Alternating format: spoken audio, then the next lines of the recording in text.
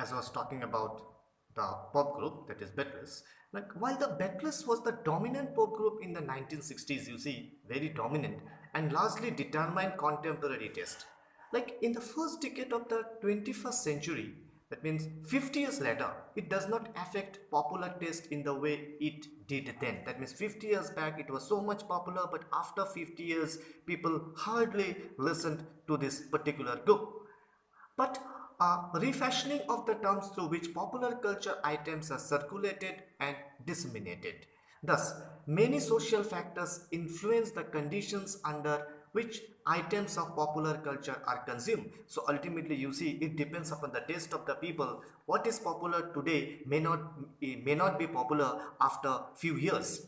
Now, let's discuss about other popular culture. Like there are various sources of popular culture too living these things, like the publishing industry for instance provides a lot of items for, you can see, the Valentine's Day card, which is very much popular nowadays, to bestsellers novels like the Harry Potter series. Everybody, the youth and even the kids, they are very much interested going through Harry Potter. Lots of fancies out there, so they're enjoying it. Books and other items related to the publishing industry are easily available and usually backed by aggressive aggressive publicity campaigns. The other thing is that the popular culture must be very much, what do you say, very much available so that people can get at any time when they want. uh, they create and manipulate fashions and determine taste, and it also depends upon taste, I said you. It is for this reason that popular culture items are said to circulate in a stimulated reality, more commonly known as hyper reality. So the other name of popular culture is also called hyper reality. The world of the hyper real is one where images dominate. You see that images dominate. That means they depend upon the images and subsequently determine the direction of consumer culture. So the consumer, they go and they buy. And other thing is that popular culture is frequently used either to identify a form of culture that is supposed to another form, or as a synonym or complement to that other form.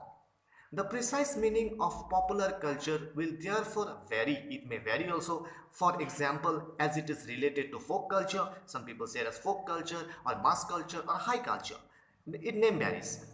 In addition, popular culture may refer either to, you can say, artifact, thus to the patterns of artifacts, you can say, like the popular song or the television program or to a group's lifestyle. Now these are all popular culture.